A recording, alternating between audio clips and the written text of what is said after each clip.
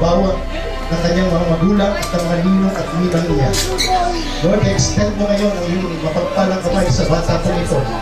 Nawa, Panginoon, bigyan mo siya ng kalugsugan, good health sa lahat ng kanyang buhay. Sa panahon ng kanyang karamdaman, ikaw magpapagaling sa kanya. Iingatan mo siya, bigyan mo siya ng wisdom and guidance, Panginoon. Lahat ng pangarap ng kanyang mga magulang, umpisa ayon sa iyong kalooban, Panginoon, ay pagkakaloob mo. At i-renounce namin ang anumang gawa ng kaaway sa kanyang buhay sa pangalan ng Jesus, God. Wala pong kapangyarihan ito, kinakansila namin sa pamagitan ng dugo ng aming Panginoon sa Kristo. Samahan mo po, Panginoon siya. At ikaw ang Diyos na walang ating sa kanyang buhay, mapagliguran at makilala niya bilang Panginoon at kapagligtas ng kanyang buhay. Panginoon.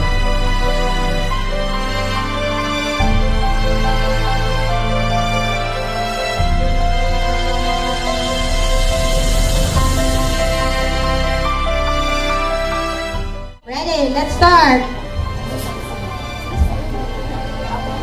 Very good. Ay, si ano lang, si Pam, si pangalan to, Darlene.